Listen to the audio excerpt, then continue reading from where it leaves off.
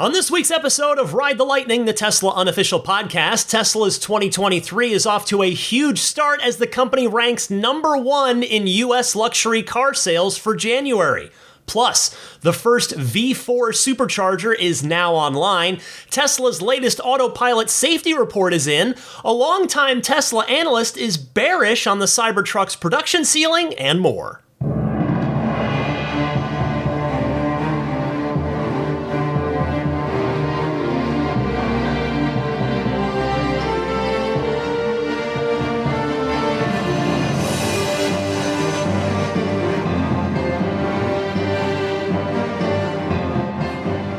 What's happening, friends? I'm Ryan McCaffrey here with you alongside Daisy the Boxer to my left, chilling, looking out the window, and behind me to my right, lying on the dog bed, Zelina the future service dog.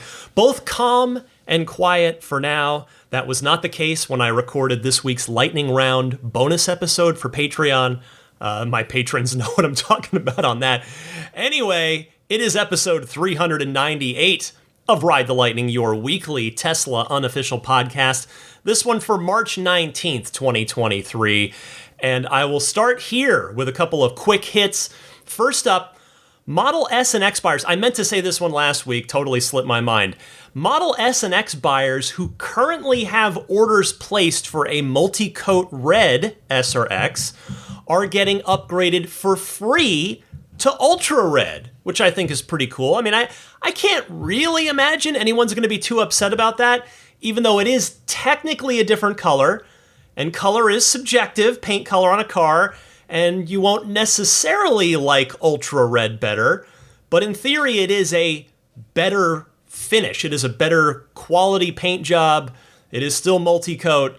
We'll have to see, I guess, when people start taking deliveries. I mean, some deliveries have already started, but those of you who may be waiting, in fact, if any of you out there are in this boat who just had an order in for a red S or X and got switched over to ultra red, I would love it if you would email me, teslapodcast@gmail.com, or feel free to call in when you get your car, because I would love to hear your opinion on ultra red. Do you like it more than multi-coat red? Do you like it less?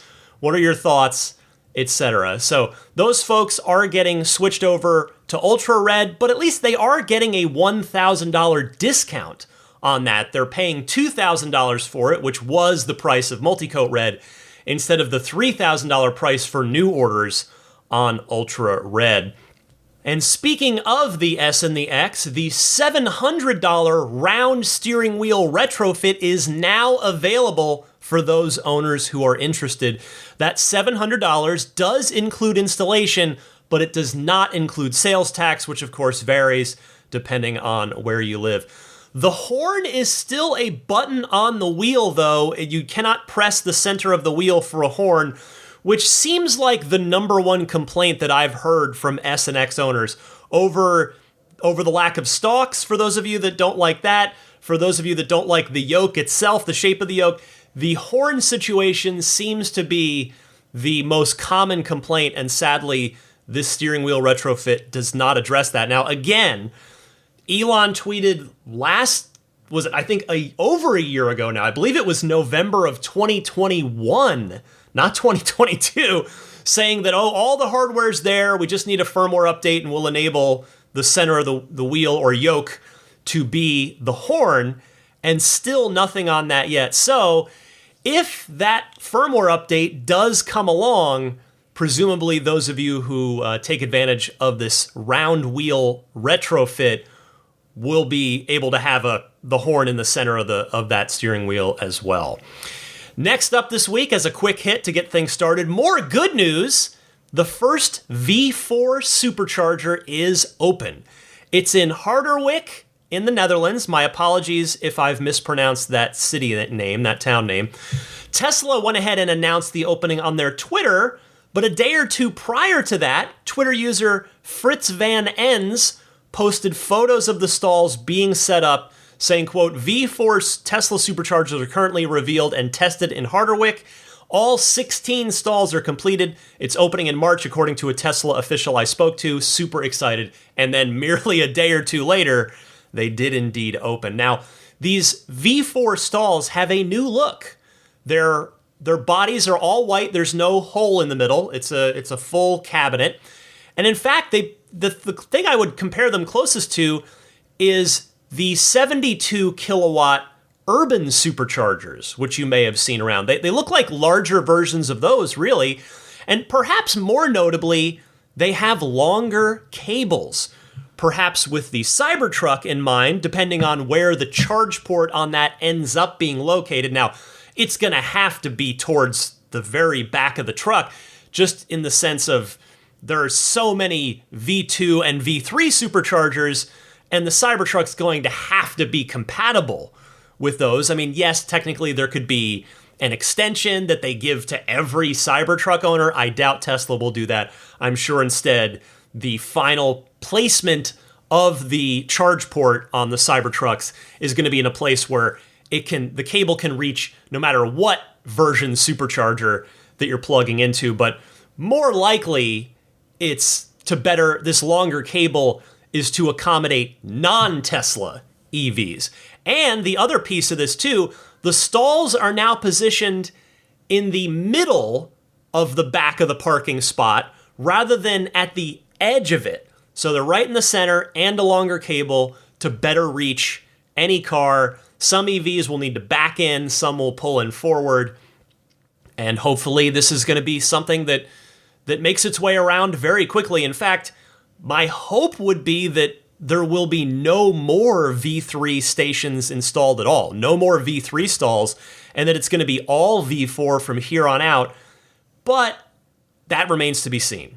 We'll see. I also can't wait to see what the charge rates, what charge rates that the V4s are going to be capable of. I mean, I know we've been promised 1 megawatt charging for the Cybertruck, and we might not find out what real world charging looks like until the Cybertruck comes out. For the time being, presumably the SX, 3, and Y are all capped out at 250 kilowatts. Another quick hit before we get started with the rest of this week's news proper. Elon tweeted on Tuesday of this past week that version 11 of the FSD beta will start going wide this weekend. In other words, the weekend that you're hearing this podcast. So it is possible that you might have it by the time you hear this, but if you don't, it should be very soon. I, again, remain super eager to try this out. I mean, this is no question the most significant new release of the FSD beta in quite some time. And the early word from the external testers who are posting on Twitter, posting on YouTube, is that it seems to be a pretty good version, a step forward here. So I eagerly anticipate its arrival. Hopefully by the time next week's podcast rolls around, I'll be able to comment on my experience with it. Hopefully I'll have it. Next, the latest unexpected product offering on the online Tesla shop is a Tesla T logo branding iron. Yes, you heard me correctly, a branding iron. It is $70, and the product description reads as follows. Mark any occasion with the Tesla branding iron. Inspired by the Tesla Cyber Rodeo event, this branding iron features a hand-finished food-grade stainless steel head with a custom-milled hardwood handle. Ideal for stamping the signature T logo onto food items like burger patties and buns, or natural materials like wood and leather goods. Heat and stamp with caution. It went up on the Tesla store, on the online shop, shop.tesla.com, on Tuesday of this past week and sold out in, as you guessed it, just a few hours. I did consider it. I saw it pop up, but I had to be honest with myself that between the cyber whistle and the sipping glasses, I've got enough random Tesla stuff in my house that I'm not currently using. Some of it I am using, but there's some of it I'm just not. And I'm like, you know what? I'm going to keep that $70 in my pocket this time. Thank you very much. Now, on that note, I hope all of you who are backing me at the $10 a month tier or higher on my Patreon enjoyed this week's lightning round bonus mini episode, which was about the 5 fun products that I'd love to see Tesla add to that online shop. I thought of actual products. I didn't get goofy. These are 5 things that I genuinely would love to see on the online Tesla shop. We've seen so many things in the past, from a surfboard to this branding iron. I gave 5 inspired by the branding iron this week, so you can check that out on Patreon. If you're not already backing me on Patreon, I would humbly appreciate if you would consider a pledge. I do put a lot of hard work into this podcast, a lot of time, a lot of research, and certainly I'm here every single week for you. You can look it up. I'm always here, and hopefully you're enjoying the podcast. If you would like to support it, it is voluntary. It's always going to be here, whether you back me on Patreon or not. But if you do see fit to do that, you can go to my Patreon page at patreon.com/Tesla podcast. And a reminder that the annual pledges, if you want to commit for the 12-month pledge, you get a 10% discount on that versus the month-to-month pledge.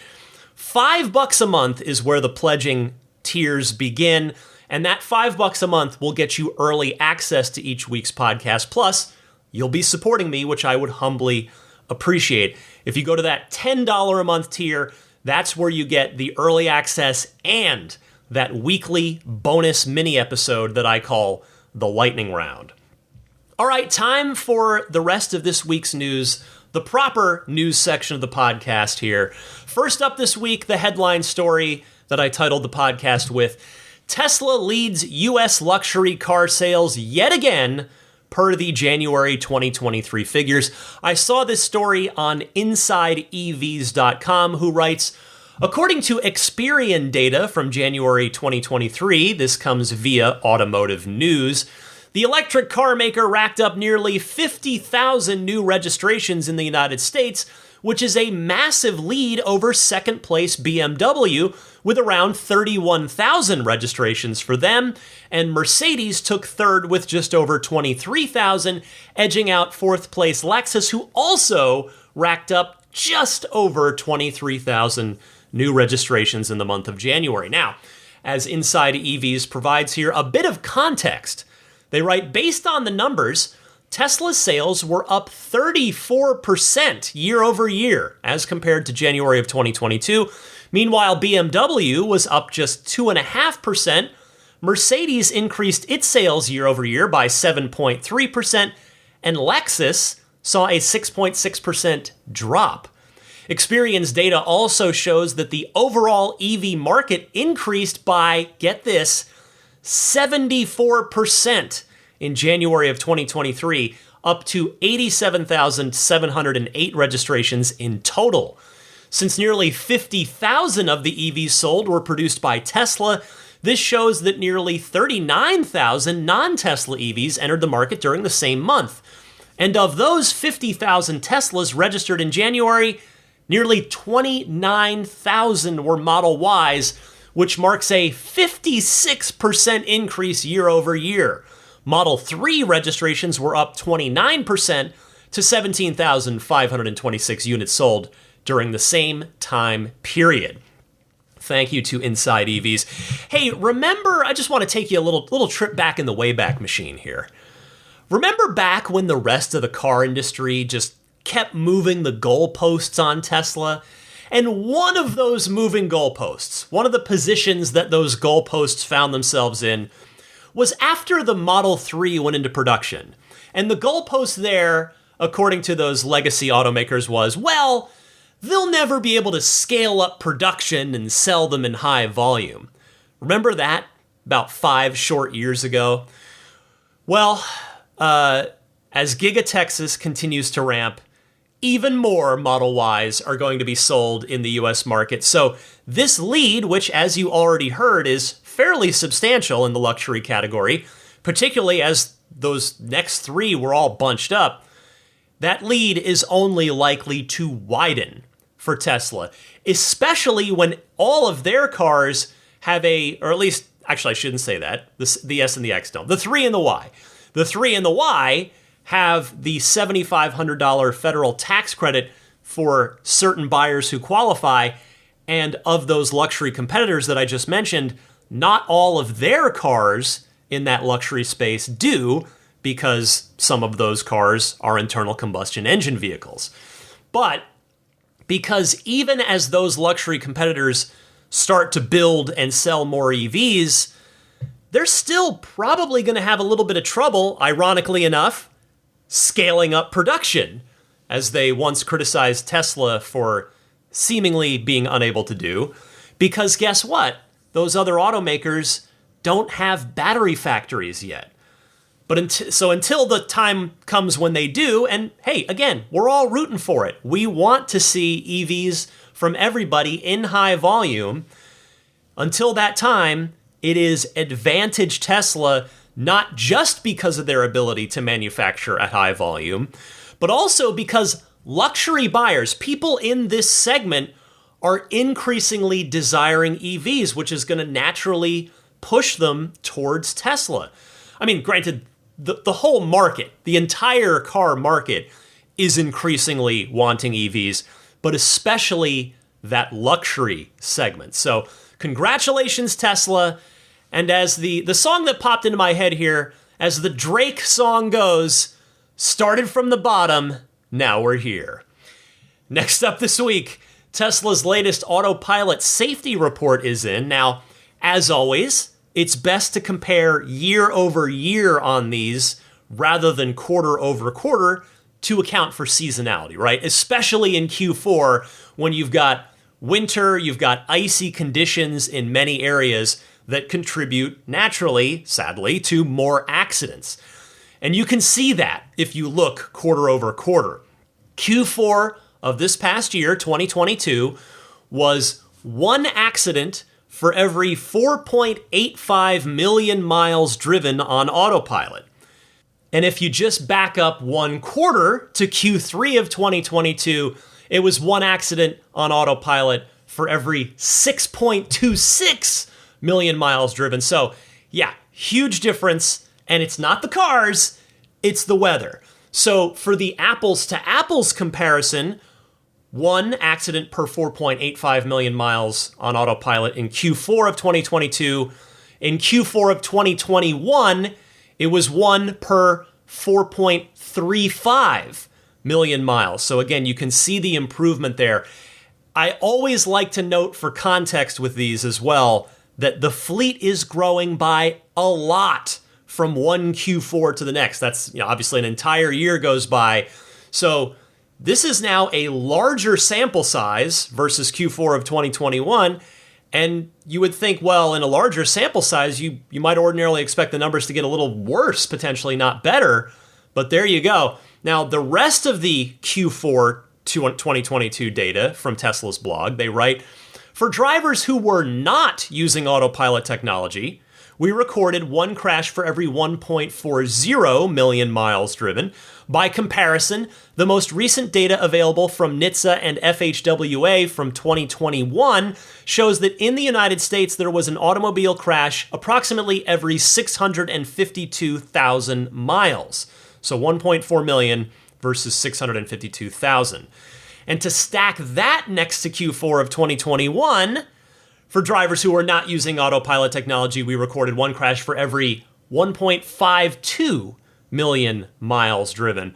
By comparison, NHTSA and FHWA data from 2021 shows that in the US, there was an automobile crash approximately, again, same thing, every 652,000 miles. So the general data baseline stayed the same. And the crash rate on Teslas not using Autopilot got a bit worse year over year, backing up my point a moment ago about how you might expect an increase in these numbers as the fleet grows by so much each year. Now, a couple final points on this. Number one, I can't wait to see once FSD beta gets rolled into this. Now, I'm not sure when that'll be, but number two, even outside of that, at some point, possibly this year, I'm not sure, the entire fleet is going to get switched over to the FSD stack, even for highway driving, as version 11.3 of the FSD beta is out there now, and the rest of us await, seemingly version 11.4, as Elon had said it would be a point release higher last week. And eventually, the point is, every Tesla is eventually going to be running the newer stack.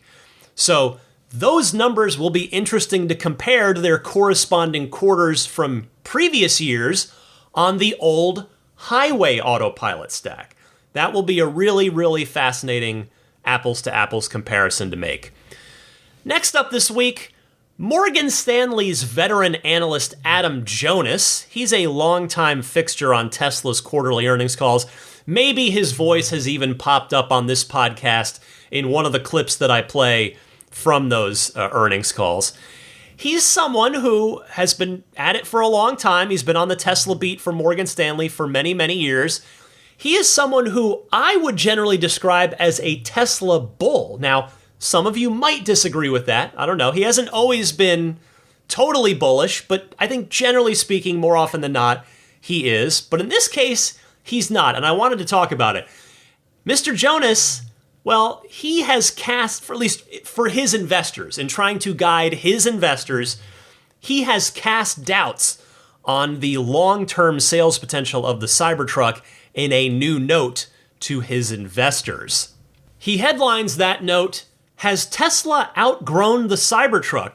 Now, I should point out up front, he still has the stock rating as overweight with his price target of 220.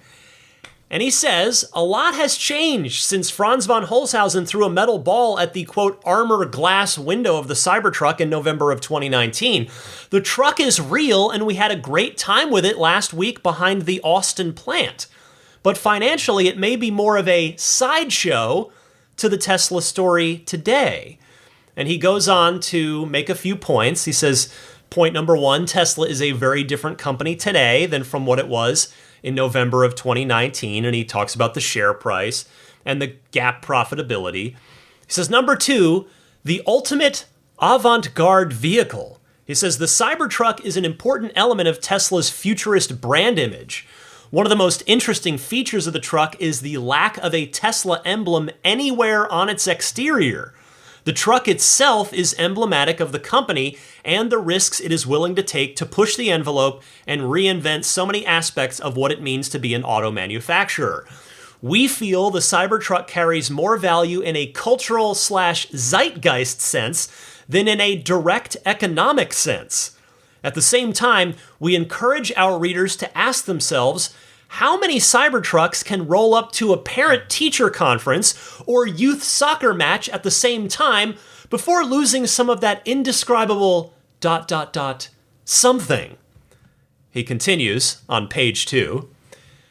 Should they purposely restrict production as a limited edition?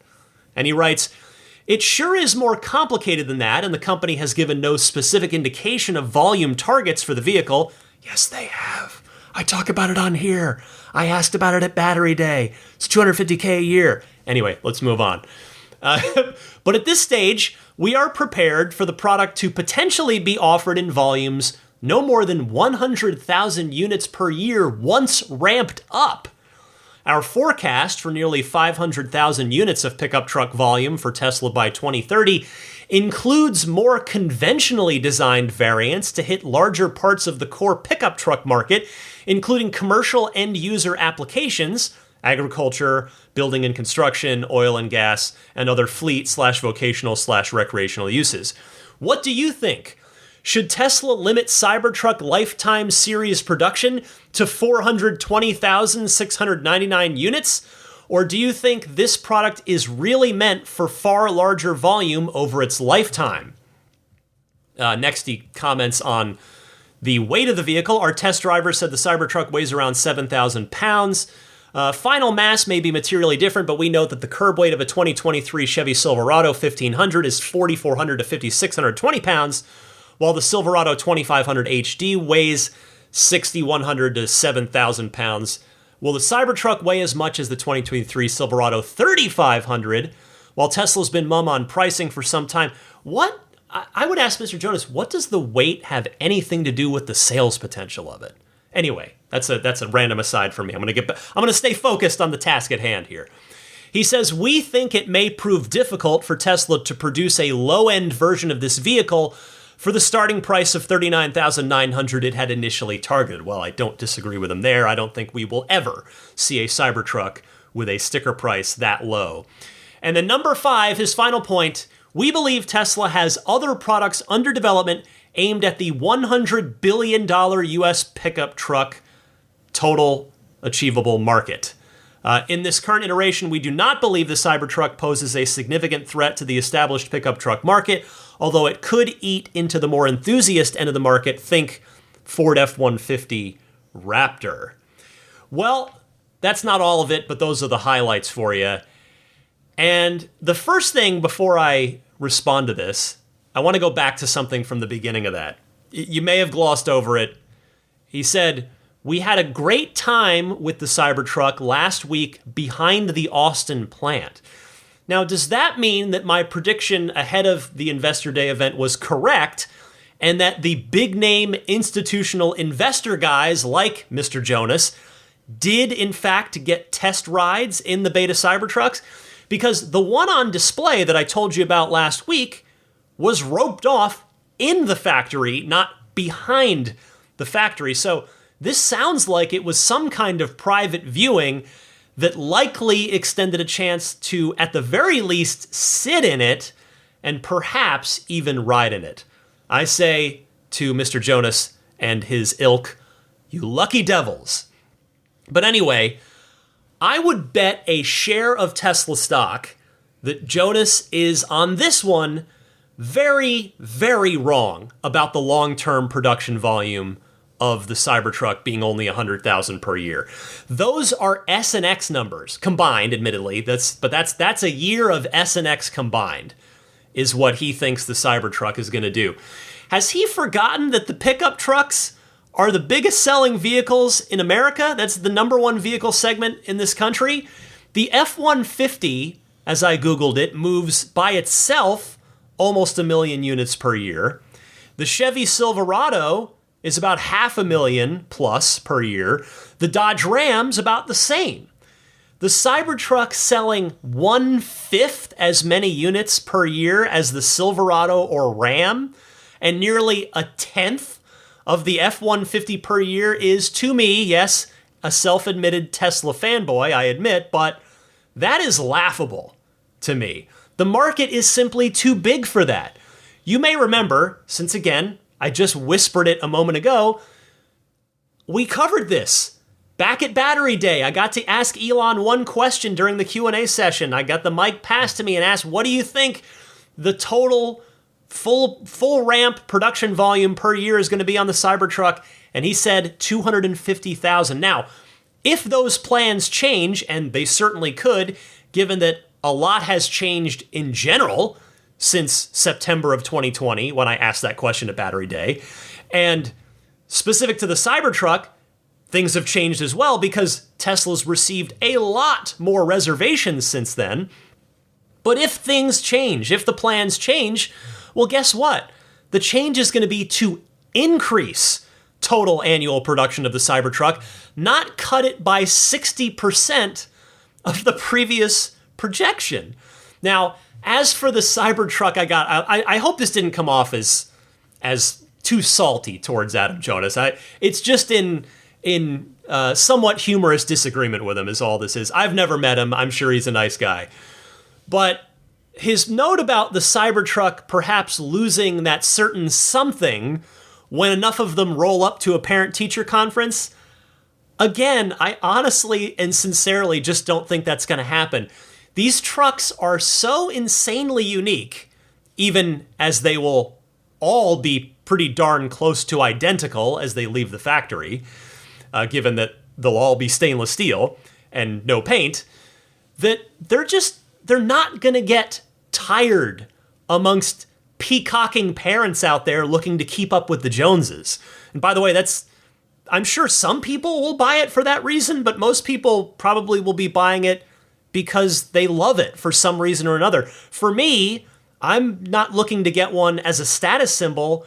I'm looking to get one because it's stainless steel, and it's that I have a personal connection to it, and I know it's so much easier to care for. You don't have to baby it. It's going to stay beautiful forever.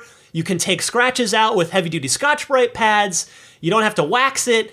It's just, I miss that aspect of, I love my Model 3 and keeping it nice, and I take a lot of pride in that. But there is, and I know it's my own, it's all me. I'm not blaming anyone else. I have my own, like, just mental OCD where I just need to keep my car as nice as possible.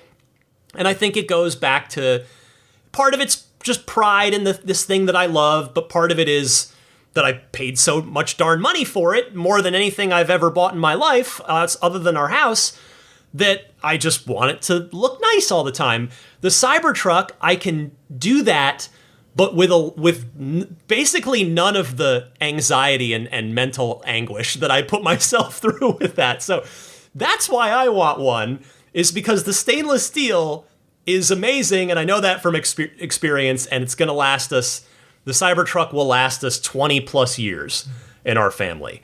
Anyway, getting way off track, I just think here, if anything, that parents that see other parents at school, the kids' school, driving Cybertrucks, well, guess what's going to happen? They're going to bond. They're going to become friends and be like, yeah, how do you love yours? What are you doing with it? It's just going to be, it's going to be like a little club, which kind of Tesla ownership is already, but it's going to be kind of a club within a club, I think, to a certain extent. And really also, on a, not that I wasn't serious just now, but on a more serious note, the utility of this truck, which, by the way, we don't even know the full extent of yet, is going to be very compelling. Tesla software, Tesla safety, plus ultimate toughness, thanks to that exoskeleton stainless steel, and the longevity that stainless steel offers, plus a 500-mile range, plus Tesla's supercharging network. Again, Adam Jonas has been a pretty bullish guy about Tesla over the years, in my humble opinion, and I think Adam's got a steady head on his shoulders. I've listened to many of his questions on the earnings calls over the quarters, over the years, and they're usually good ones. But I just respectfully think he is dead wrong on this one. So I decided to see what you guys think about this. You just heard what I think, so I put this up on Patreon as the poll question, the Patreon poll question for this week. What do you think Cybertruck's annual production will top out at? Lots of votes on this one, thanks to everybody who participated. Again, with the Patreon poll each week, you do not need to be backing me on Patreon to vote. You can just go to patreon.com/Tesla podcast and vote on the poll each week. I try to put these polls up every Tuesday evening. And of the choices, I just broke it down into a bunch of numerical categories. Obviously, 46% of you, I'm honestly a little surprised by this. But here we go. 46% of you voted 100,000 to 250,000 per year. So you may disagree. The plurality of you in this poll may disagree with Mr. Jonas, but perhaps not by too much. You're in that 100 to 250,000 per year group. The next most populous voting category was 250,000 to 500,000 per year, which 1/3 of poll respondents voted in. That's 33% of you. 8% said 500,000 to 750,000. 6% taking the low end, perhaps even more bearish than Mr. Jonas, 50,000 to 100,000. 5% said 750,000 to a million, and 2% saying it's going to go above 1 million per year. Now, I will be honest, if I were able to vote in my own poll, which I've actually tried, I can't vote in my own poll, but that's okay. It's probably for the best. That means I'm not skewing the results right away when I post it up. I would have joined the 33% of you in the 250 to 500,000 group. That's where I think it's going to land, and we shall see. We're going to have to wait probably a good 2 years from now to see where it lands. By early 2025, if they're going to hit volume production in 2024 at some point. Yeah, so 2 years from now, we'll have a pretty good idea of where it's going to land. 2 more stories for you this week. The first of those is this. The state of Maryland has committed to a ban on gasoline vehicle sales. Maryland's Governor Wes Moore posted this on Twitter, quote, "I announce action to ensure that all new passenger cars and trucks sold in the state of Maryland are zero emission by 2035. Car exhaust is the largest source of greenhouse gas in the state of Maryland. This new regulation puts us on a fast track to meet our climate goals," end quote. Teslarati added a bit more context here, flesh this out. They wrote, Maryland's Air Quality Control Advisory Council unanimously voted to approve a regulation that would see an implementation of California's vehicle emission standards, which have specific goals to have a certain percentage of new vehicle sales be emission-free. Maryland laws already exist that require the state to match California's vehicle emissions programs. Maryland aligned with the California Air Resource Board vehicle standards back in 2011 and is one of 17 states in the U.S. to adopt the same standards. Quote, "This is a policy that was created in California," said Maryland House Minority Leader Jason Buckle in a statement to the Baltimore Sun, continuing, "It is based on California's economy, California's transportation needs, and California's electrical grid," end quote. The proposal will require 43% of Maryland's new car sales to be zero emission by 2027, just 4 years from now. By the model year 2035, which I guess the IRL version of that is 2034, all new passenger vehicles sold in Maryland will need to be zero emission. The requirements allow plug-in hybrid vehicles to account for 20% of the requirements. So, California's in, New York State is in, 15 other states, including Maryland, are in. Europe is in.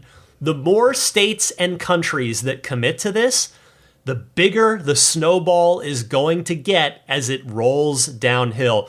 Because that is exactly what this is. It is a snowball gathering momentum and gathering size as it rolls downhill.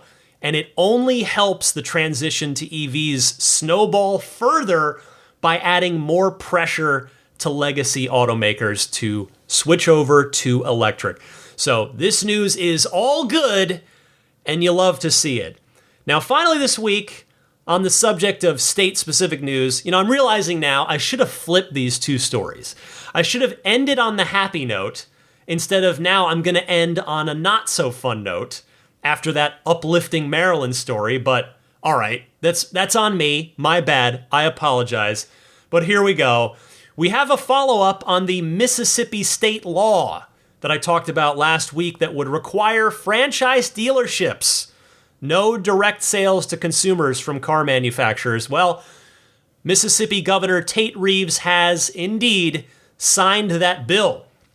He tweeted after doing so saying, quote, "Today I signed HB 401 to restore Mississippi's auto dealer franchise law back to how it had been interpreted for the last 50 years.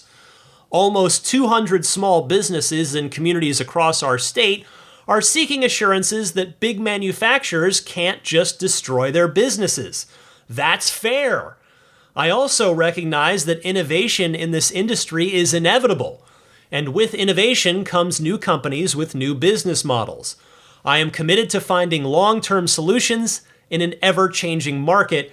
I look forward to working with all parties going forward to do just that." Well, I certainly do my best to avoid politics on this podcast, because you probably get enough of that in your day-to-day life, in your news feeds, your timelines, your whatever. I'll just leave it at that. Whatever you want to make of the governor's statement there, I'll leave it to you. That was what he said after signing this thing into law. All right, that'll do it for this week's Tesla news, but I've got some great phone calls lined up from all of you guys in the Ride the Lightning hotline coming up right after this. Hi, this is Franz von Holzhausen, and you're listening to Ride the Lightning with Ryan McCaffrey, the Tesla unofficial podcast. It's time to hear from all of you. It's time for the Ride the Lightning hotline, where you can call in and be a part of the podcast. If you've got a question, comment, or discussion topic for the podcast, Give me a call. There are 2 easy ways to do it. Either use your smartphone's built-in voice recording software. Please try to keep your call to 90 seconds or less so that I can get to as many people each week as possible. And then email that file to me at my podcast email address, which is teslapodcast@gmail.com. Or you can take that same 90-second or less call and just call in and leave a message on the Ride the Lightning hotline. That number can be dialed anytime, 24/7. It is reached via the toll-free 1-888-989-TSLA. That's 1-888-989-8752. And hey, if you know someone special with an upcoming birthday, anniversary, graduation, or some other special occasion, you can give them a unique gift of recorded voices from friends and family telling them why they are special. The recordings can be podcasted or put onto a keepsake. Visit lifeonrecord.com to learn more. Kicking it off with Jeff from Rhode Island. Hey Ryan, Jeff from Rhode Island here. You did a great job the other week recapping the locations and placement of all the new cameras on Hardware 4 and how that's all going to be broken down. You mentioned the possible or an optional camera that you couldn't really place out or figure out where it was. Any thoughts that might be an optional camera for any vehicles that have a tow hitch? So Cybertruck, Y, X, has that option to add that tow hitch. Is it maybe something that can be attached into the wiring if you have an additional backup camera on a trailer, RV, whatever it might be? I don't know, just thoughts. Let me know. Keep doing what you're doing. Take care. Jeff, thank you very much for the call and for the kind words. I do appreciate that. And I think you are probably right on the money with this, honestly. Your call just makes a ton of practical and logical sense, and I suspect that is exactly what that optional port is for.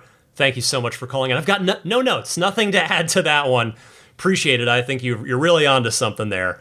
Next up is Brian from Kentucky, responding to 5 episodes back, 393, Consumer Reports' rating of the ADAS systems, the advanced active driver assistance systems around the industry. Go ahead, Brian. Hey, Ryan. This is Brian from Union, Kentucky. Hope you can hear me all right, calling you from my Tesla on the road here. But catching up while I'm driving on some past episodes and recently listened to the Palindrome episode and wanted to comment on one of your stories about the Consumer Reports ratings of ADAS systems. I was also a little surprised that Tesla Autopilot ranked 7th, and I happened to listen to another automotive podcast where they interviewed Consumer Reports and went into much more detail. So there was really 3 reasons that the Autopilot system ranked so low. One was lack of updates. They noted that past 3 or 4 years, there's really been little to no updates to the Autopilot system. And then the second reason, which was probably the biggest negative score, was lack of collaborative input, which I kind of have my own opinions on. But basically, they're saying that when you're in Autopilot, and this is true, you can't adjust the steering without, basically getting out of the system. So they're saying that these level 2 ADAS systems should allow you to adjust steering to avoid a pothole or a car, coming into your lane.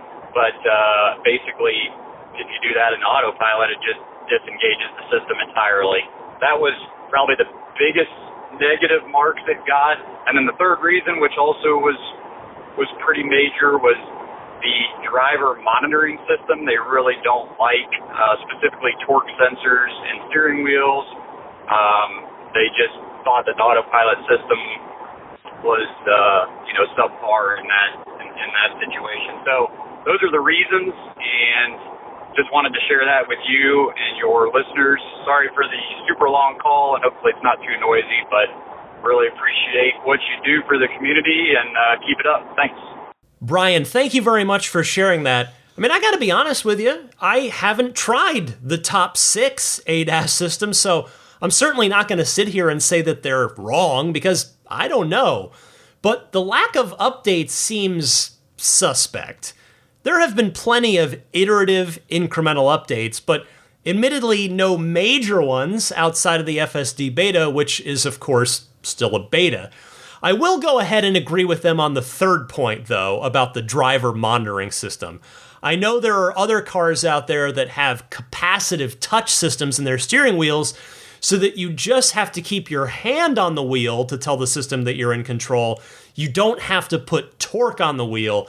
It would be awesome if Tesla had a touch-based system rather than a torque-based one. Again, I appreciate your call, Brian. Thank you so much. Next is David from Phoenix. Hi, Ryan. It's David here from Phoenix, Arizona. I want to thank you for your ongoing coverage of Tesla. And I just had a question about the latest generation cars that are going to be made in Mexico. I know you're hot on stainless steel, but having every car on the road, especially in these developing nations, be the same quote-unquote color might be a problem.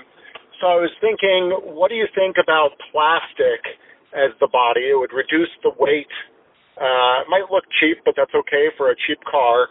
Or powder coating, which I know has some extra thickness involved, but it's incredibly uniform on the application process. It only requires one application, unlike painting, which typically requires several, and it's very durable. So, just looking at these other ways to color a car, I was just wondering what you and your listeners thought about that. Thanks so much. Bye-bye. Hey, David, I like your inquisitive line of thinking here. I totally agree that the sheer volume of cars might make the you can have it in any color as long as it's stainless steel option a bit tougher to stomach. I wonder if factory wraps, or, if Tesla could find a way to do it quickly at least, could be one way to mix up the look of the cars. Or maybe the tinted clear coat, that DuPont had cooked up with DeLorean in the early 80s that I mentioned to Franz in my last interview with him. Maybe that's an option if that technology is still out there and still viable, and maybe it's improved over the last 40 years. But your plastic suggestion could end up being an even better and smarter way to do it. We know that Tesla is going to make the safest cars possible. That's always job number one. And they've walked the walk on that over the years. So if plastic body panels can be done without compromising safety, that certainly could be one way to go, assuming that can be done with minimal environmental impact. I think that's the other piece of it that Tesla would take into consideration. Either way, I can't wait to see what the answer ends up being. And as we heard on last week's podcast, we might not have to wait super long to find out. Next up, here's Bill in Switzerland. Hey Ryan, this is Bill from Switzerland. I wanted to give you a quick feedback on the new Model S. As you know, Tesla delivered the first Plaid to Europe at the end of December, and a few days ago I had the chance to test drive a Model S Plaid for half a day. And what a car it is. Inside, the fit and finish have massively improved, and I also love the super sharp big screen. And those Plaid motors, boy oh boy, they are out of this world. It's just incredible the amount of power they deliver at any given speed. There is one thing though I really didn't like, and these are the blinker buttons. As opposed to California or Texas for that matter, we here in Europe have tons of roundabouts, with a lot of them being pretty small, meaning that you have to turn the wheel or yoke quite a bit. Now you are supposed to set the blinker when you exit the roundabout. If you take the first exit, no problem. If you take the second exit, you turn the steering wheel by around 90 degrees to the left, and so the blinker buttons are at the bottom, making it quite a bit harder to use them.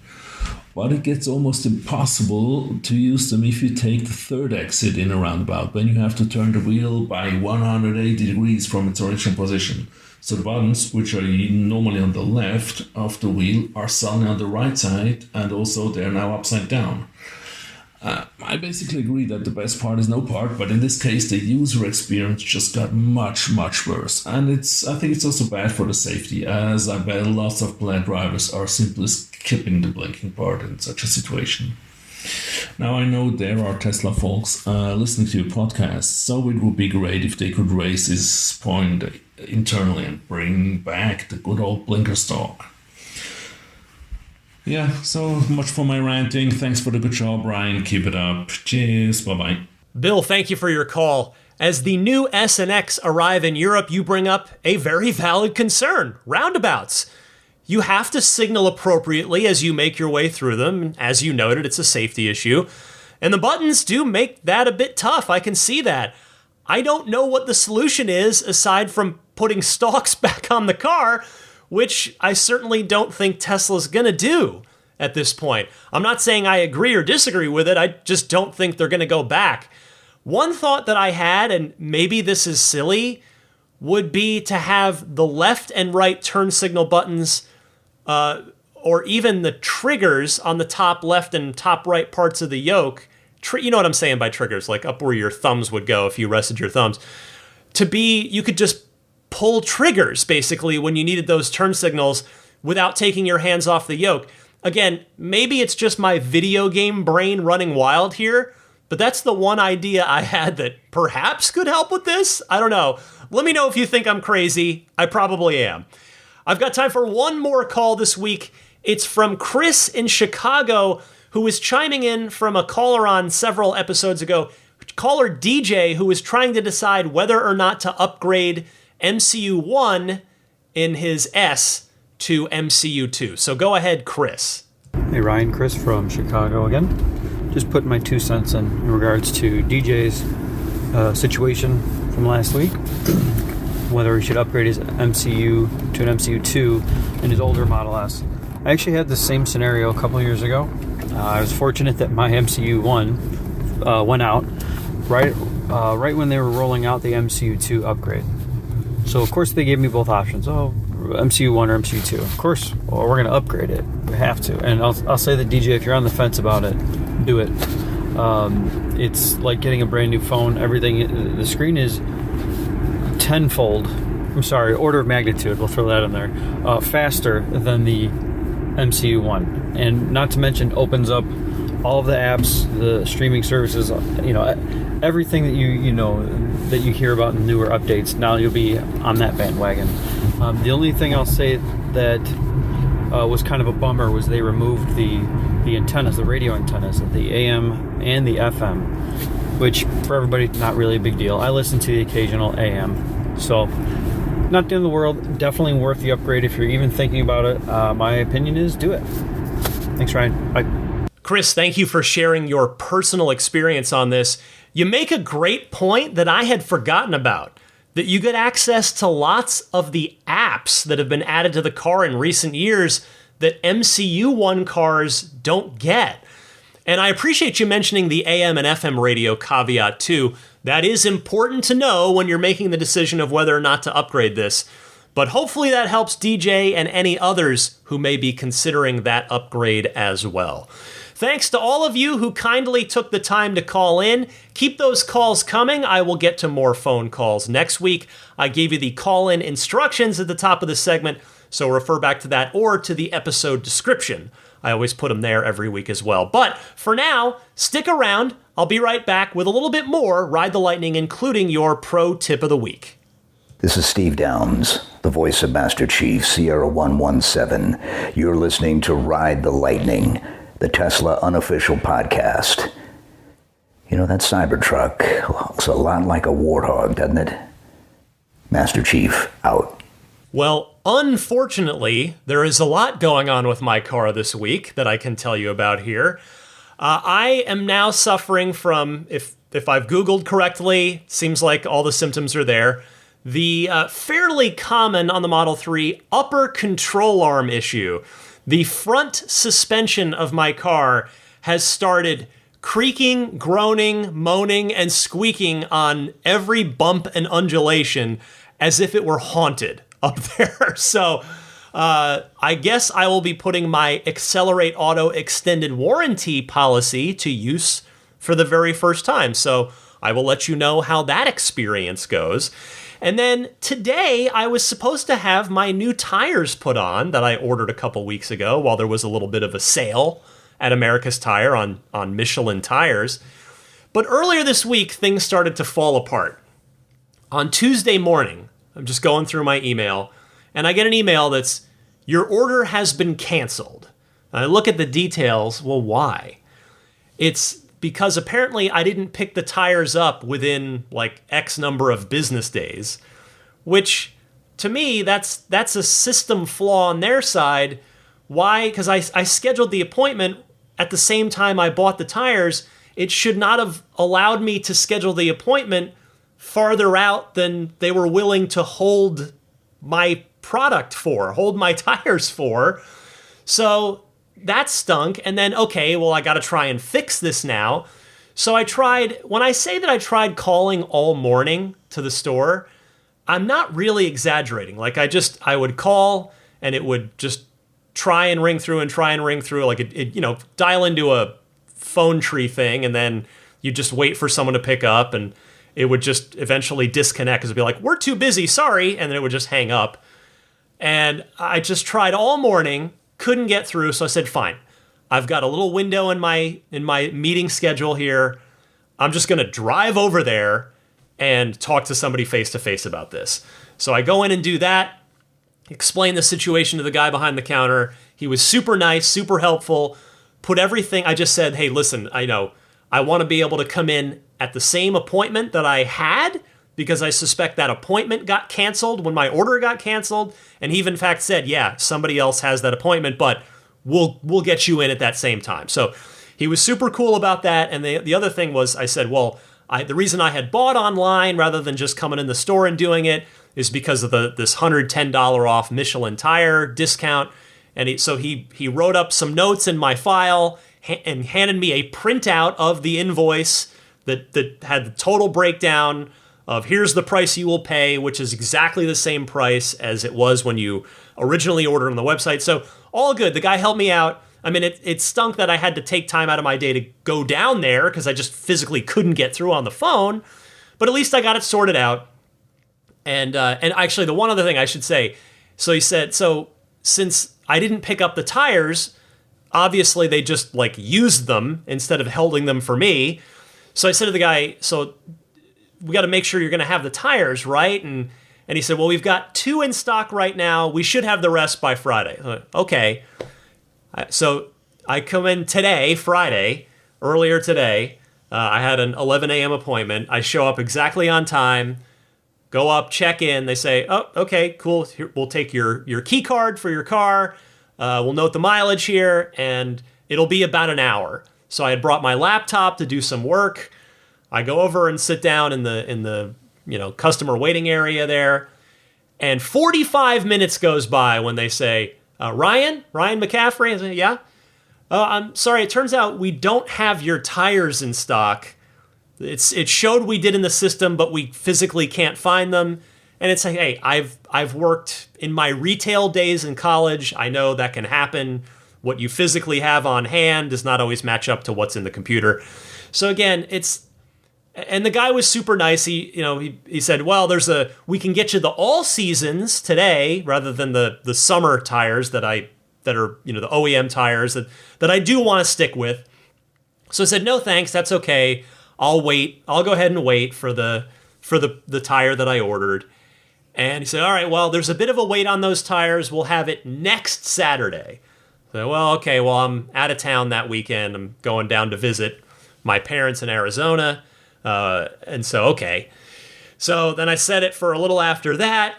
And he said, we'll call you when the tires come in. Great. And that's where we left off. So a little annoying in the sense that I've made now 2 trips down there without anything to show for it, really, without any tires, certainly.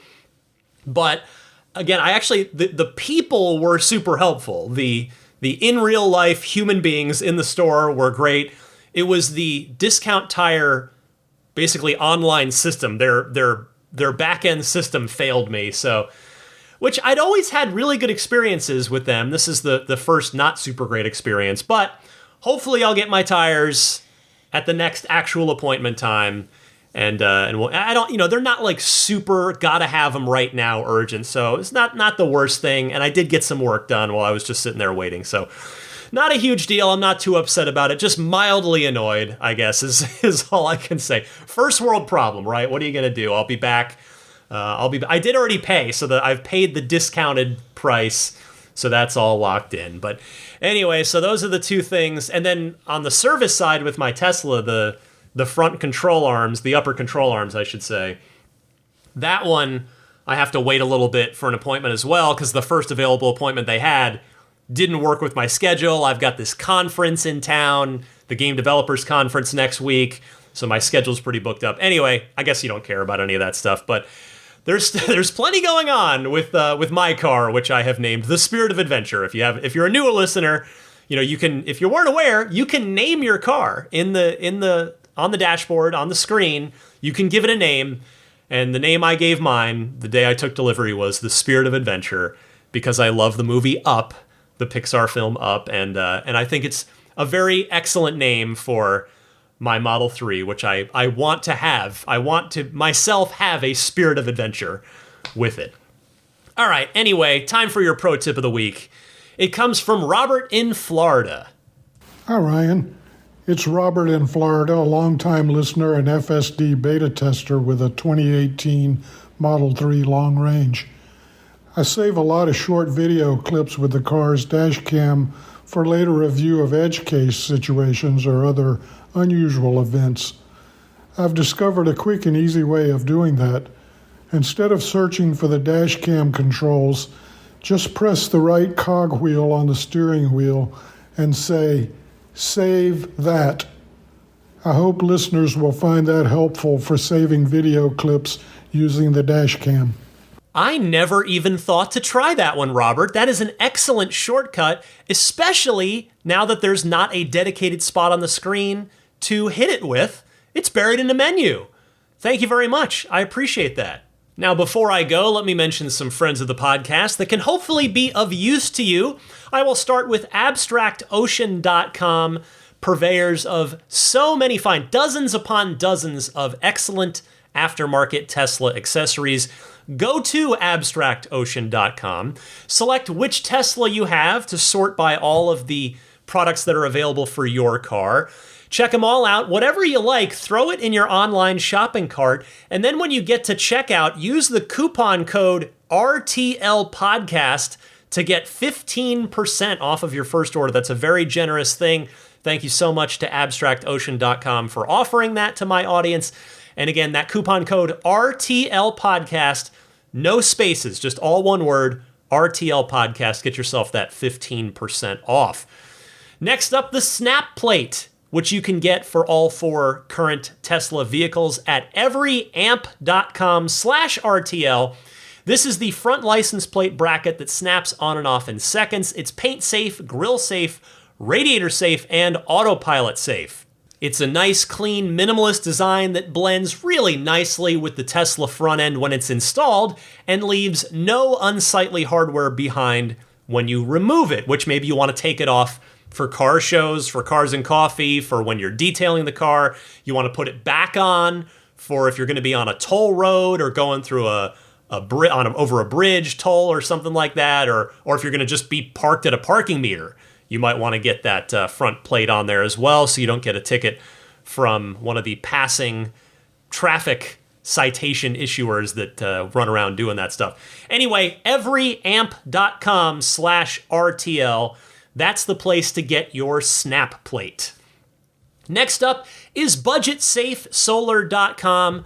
I was walking Daisy today and I was thinking about this. Like, I'm now like having more fun with my solar panels from Budget Safe Solar, in the sense that, it's all a matter of perspective, that I happen to have them activated during the middle of winter.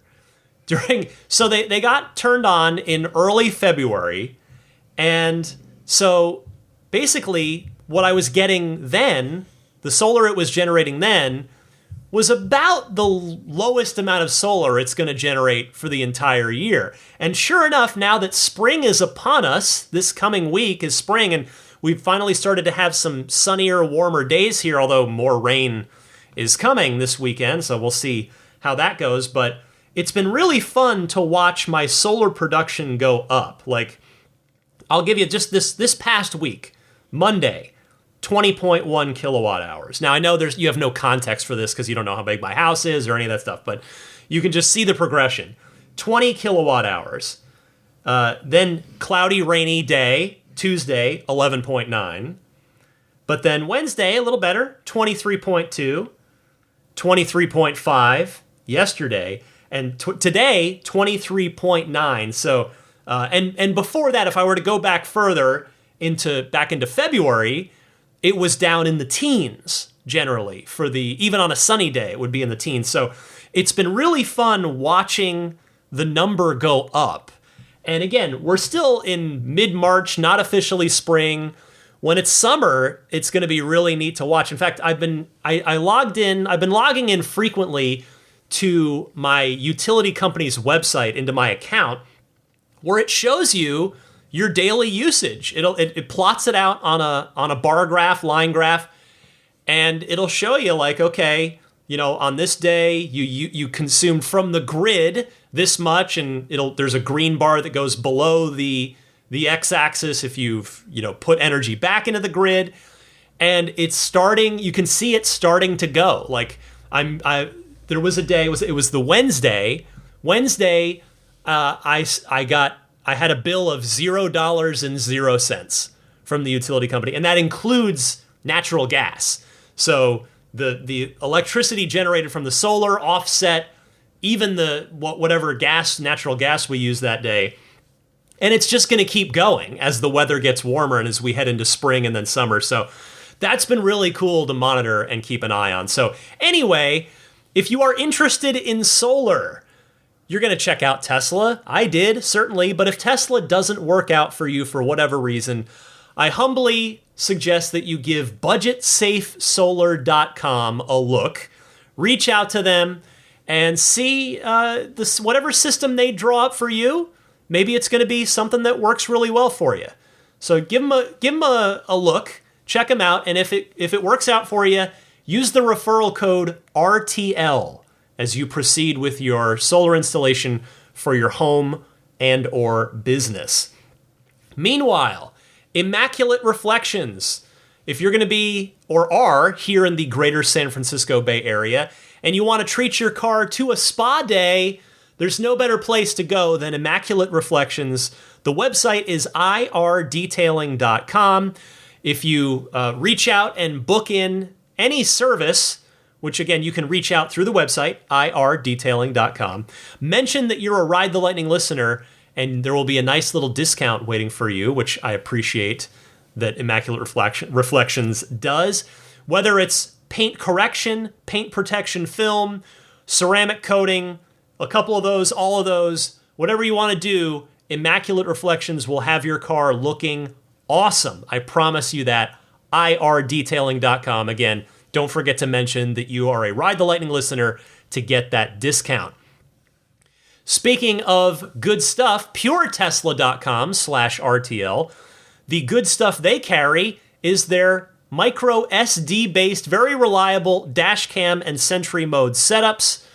Check it out. 128 gigabyte kit is just $49, shipped free anywhere in the US. The 256 gigabyte version, if you want to step up and get a little more storage, that's $69. That's also shipped free anywhere in the US. Works with Mac or PC, obviously. It comes fully formatted, ready to go right out of the package. Just open it up, plug it into your car, and you're good to go. You are protected by that dash cam and Sentry mode footage.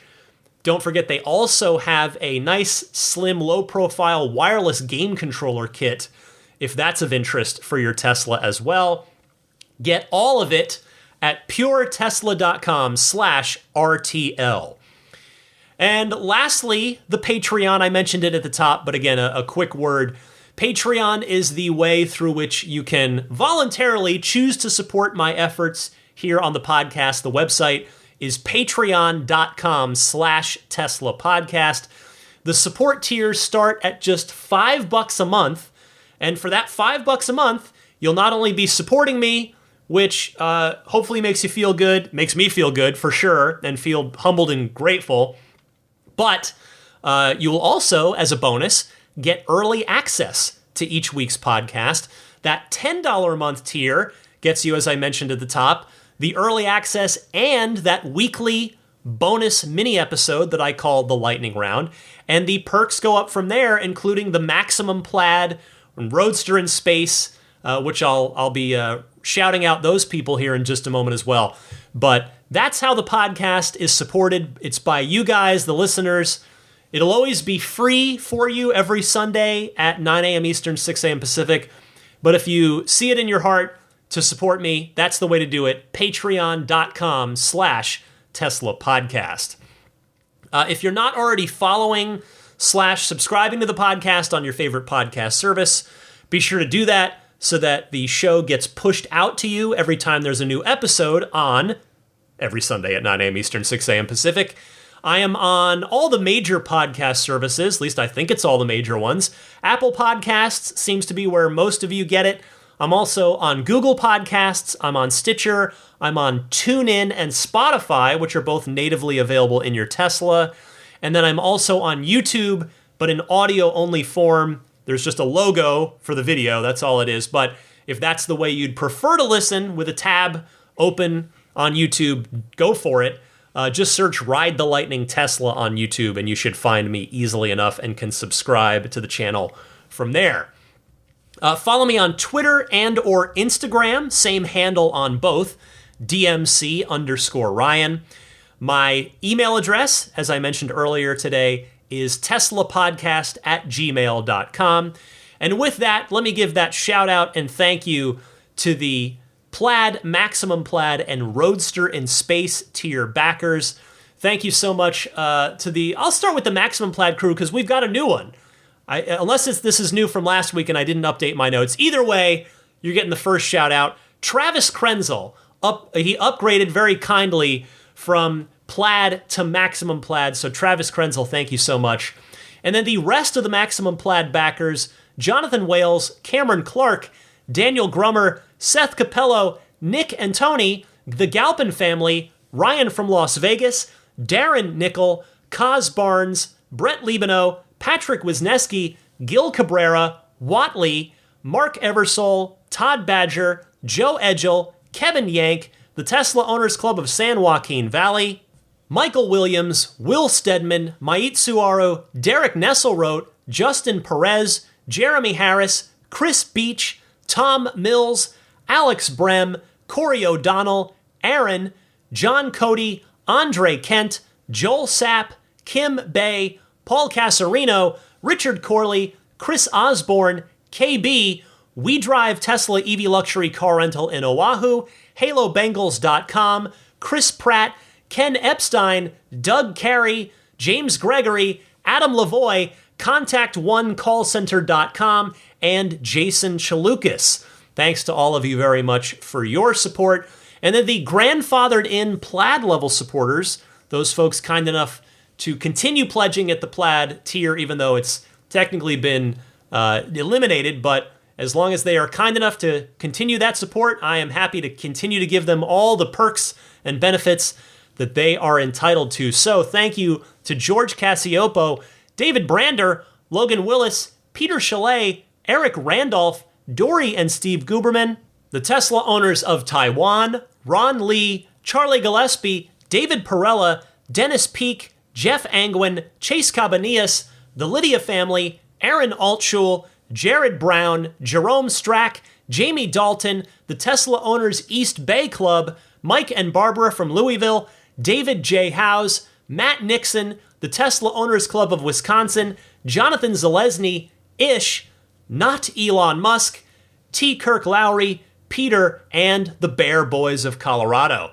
And finally, an extra big thank you goes out to the Roadster in Space tier backers. I'm going to be chatting with one of them this weekend because their perk on top of all the other perks is a monthly one-on-one hangout with me if they elect to take it each month. And this weekend I'll be chatting with Tesla Hitchhiker 42, who I always look forward to talking to.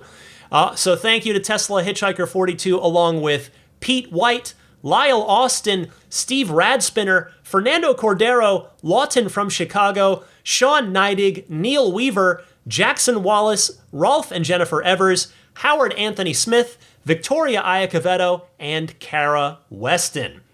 Thanks to all of you at any Patreon tier for your very kind and generous support. That is what keeps this podcast going. It is listener supported. And with that brings me to the end of Ride the Lightning episode 398. It has been another fun week of Tesla news for two snoozing puppos here. Daisy is just sprawled out on the couch.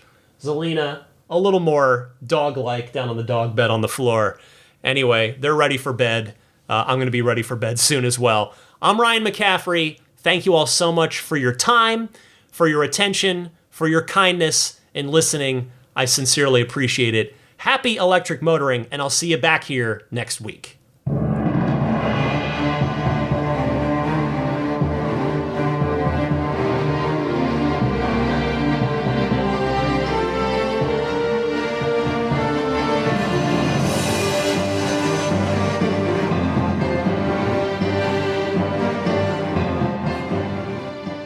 I mean, I think a Tesla is the most fun thing you could possibly buy ever. That's what it's meant to be. Our goal is to make it's not exactly a car. It's actually a thing to maximize enjoyment. It's maximum fun.